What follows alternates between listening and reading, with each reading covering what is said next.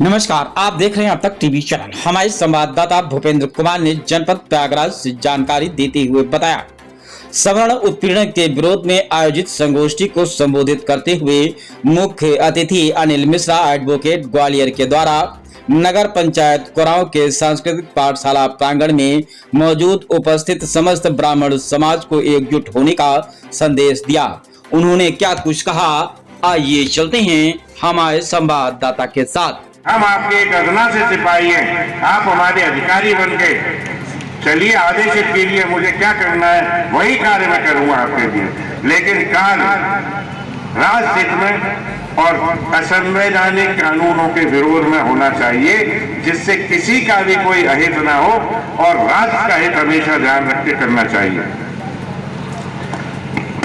मैं एक चीज और देख रहा हूं, मालूम नहीं मैं ऐसा क्या कारण है, क्या कुछ किया है। मैंने ऐसा तो कुछ किया नहीं है वैसे, कि मैं यूपी में प्रवेश ऐसे ही करता हूँ या एमपी में भी कहीं जाता हूँ तो मालूम नहीं क्या है कि मुझे एक अपराधी या गुंडा या क्या समझा जाता है कि पुलिस प्रशासन बड़ा अलर्ट हो जाता है। हालांकि मैं पुलिस प्रशासन का धन्यवाद अदा करता हूँ, शुक्रिया अदा करता हूँ कि वो यहाँ मौजूद है कार्यक्रम में, कोई ऐसी स्थिति निर्मित नहीं होगी।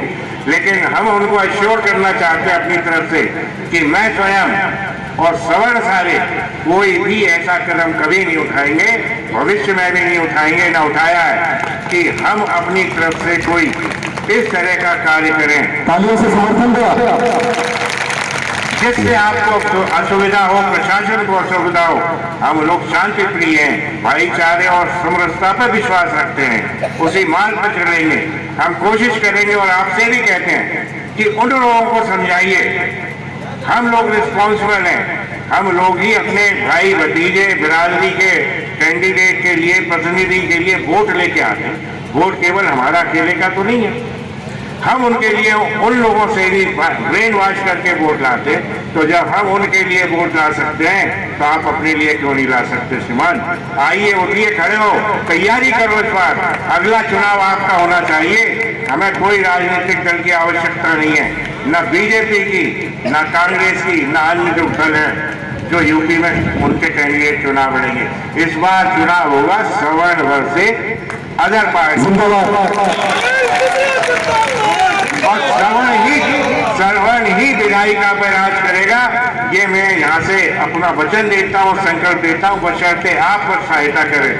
मैं तो इस यूपी में कुछ लेने नहीं आया, आपको देने आया। और उसी दिन प्रसन्नता प्राप्त होगी मुझे कि जिस दिन आप लोग उस विधायिका में होंगे और विधायिका आपके कार्य कर रही होगी और देश के प्रगति के कार्य कर रही होगी। जहाँ तक हमारे एक भाई ने कहा, उन्होंने मोबाइल से बातचीत की, एक अकाउंट बनाए, ऐसा कुछ करे जिससे जो बच्चे सवर्णों के हैं, क्योंकि सवर्णों में भी पिछड़ी क्लास है, बहुत गरीब है, ऐसा नहीं है किसी समाज में ना हो। आप देखिए, क्षत्रियों के बच्चे लोग, ब्राह्मणों के बच्चे लोग अनपढ़ भी हैं, बहुत हैंड टू माउथ है, खाने को नहीं है। वो लोगों के लिए अगर कोई फंड बनाया जाता है तो मैं उसमें, मेरा कहीं विरोध नहीं है, लेकिन मैं ये निर्णय उन पर छोड़ता हूँ कि वो फंड बनाए, मैं भी 1 लाख रुपये उसमें दूंगा, ये मेरा बात है।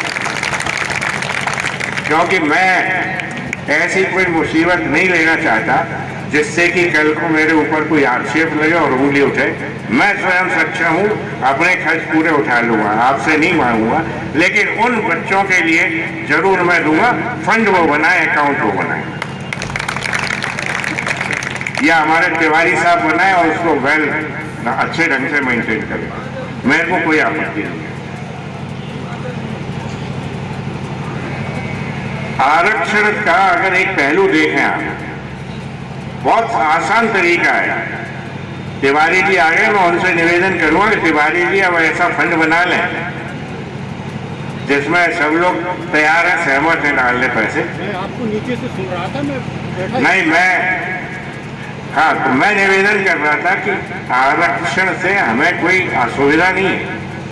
हमें असुविधा इस बात की है कि आरक्षण जात बिरादरी के आधार पर क्यों है। ये आर्थिक आधार पर क्यों नहीं लागू किया जा सकता?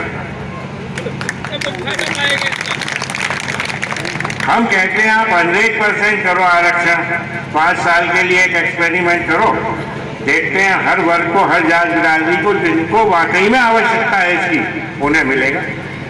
अगर जो अभी आज नोटिफाइड है SC/ST कैटेगरीज में, OBC में, जो पिछड़ों में, उनसे ये पूछा जाए हर घर में जाके, मैंने इसका एक्सपेरिमेंट प्रैक्टिकली किया, मैंने बहुत लोगों से ऐसे पूछा जो मेरे गाइड्स हैं, मैक्सिमम केस इन लोगों के मैं ही लड़ता हूँ या और अन्य हमारे जैसे सवर्ण वकील लड़ते हैं, क्योंकि बाकी इनके वकील तो वकील हैं सिर्फ।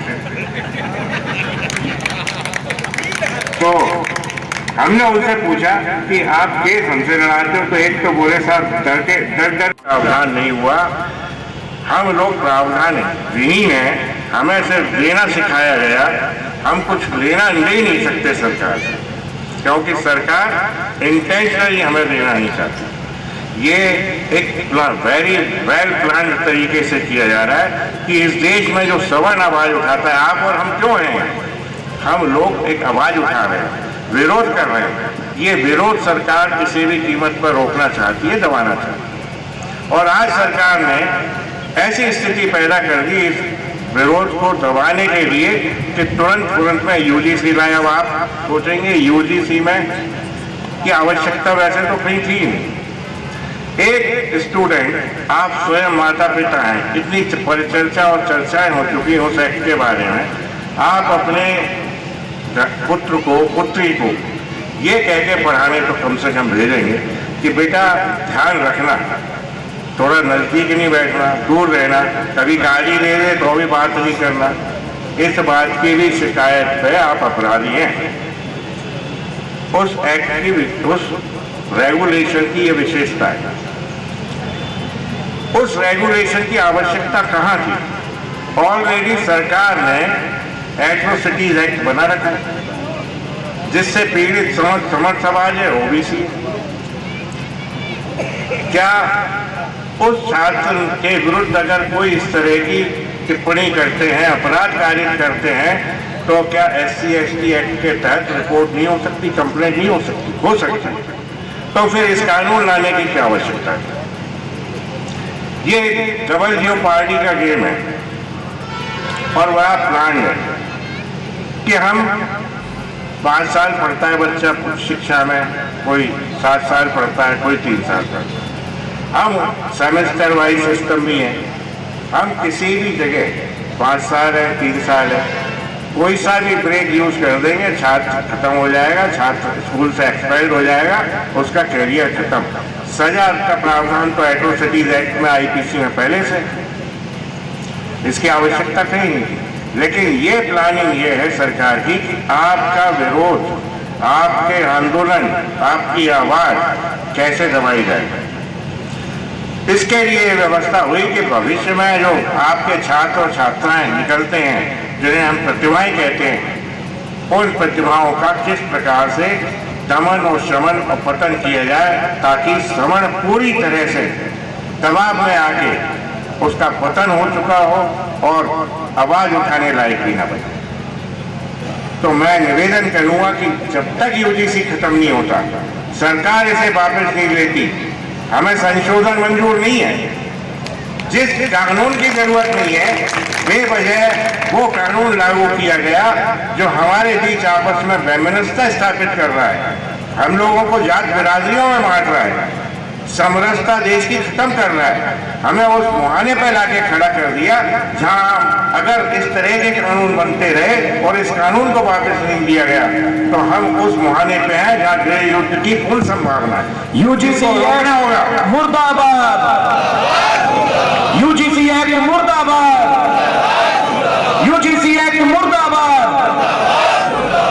और इसे रोकने के लिए आप लोग पूरी तरह से सक्षम हैं। मैं भी आपका एक मात्र सिपाही हूँ, सैनिक हूँ, ना मैं SP हूँ आपका, ना कलेक्टर हूँ, एक सिपाही हूँ। आप जहाँ लड़ाई लड़ोगे वहाँ आपके साथ खड़ा मिलूंगा, जहाँ आप आवाज उठाओगे वहाँ आपके साथ खड़ा मिलूंगा।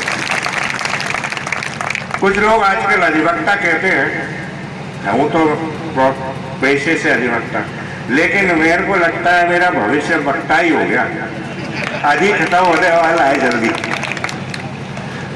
और मैं उसको स्वीकार करता हूं कि मैं तो इसी तरह से आपकी समाज सेवा करता रहूं, ना मुझे कोई इलेक्शन लड़ने की अभिलाषा है, ना कोई अन्य कार्य। ये समाज सेवा अगर ईश्वर प्रदत्त है मुझे, तो मैं 100% करूंगा।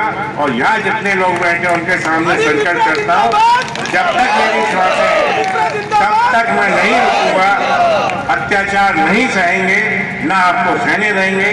आपने आज इतना अच्छा मुझे लगा कि आपने कम से कम सीख लिया कि गर्मी क्या होती है, बहुत समय से नहीं सीखा था। ये अभी आगे काम आएंगी चीजें, जब आप अपनी आवाज उठाएंगे तब काम आएंगे ये चीजें। तो यूजीसी जब तक वापस ना हो, अपन लोग शांत ना रहे, बल्कि आगे जो लड़ाई है में वो हमारी 4 मुद्दों पर है।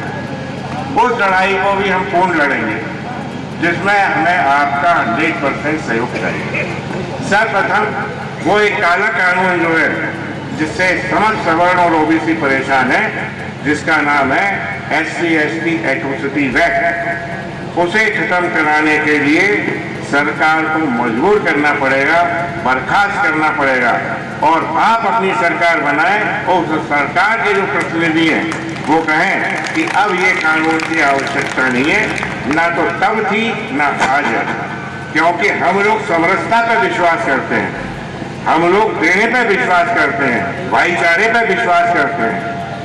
लेकिन सरकार बांटने का काम करती है, क्योंकि जो शिक्षा अंग्रेजों से लाए थे, रूल एंड डिवाइड वाली पॉलिसी, वही आज अडॉप्ट की है सरकारों ने।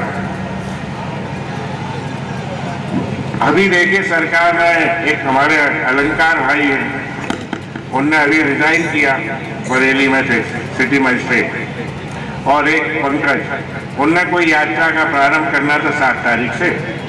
सरकार ने उनकी यात्रा ऐसी विफल की, क्योंकि उन सरकार को ये मालूम था कि ये यात्रा हाथरस से दिल्ली तक पहुंचते पहुंचते लाखों लोगों में तब्दील हो जाएगी, और जो भीड़ आएगी, जो सवर्ण वहां तक पहुंचेगा, उसको दिल्ली सरकार या दिल्ली की पुलिस संभाल नहीं पाएगी। इसलिए पंकज और अलंकार को हाउस अरेस्ट कर लिया गया, और वो बेचारे घर से नहीं निकल पाए, इतनी पुलिस डिप्लॉय कर दी गई।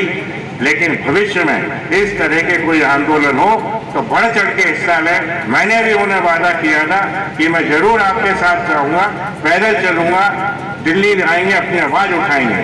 लेकिन वो आवाज तो पहले दिन ही दबा दी गई। कोशिश तो मेरी भी आवाज दबाने की बहुत की जा रही है और की गई, लेकिन मैंने कहा कि एक बार चले गए तो 10 बार जाने में कोई बुराई नहीं। अगर 6-8 FIR हो चुकी है और हो जाए 10-12 तो भी कोई दिक्कत नहीं है। अब निकले हैं।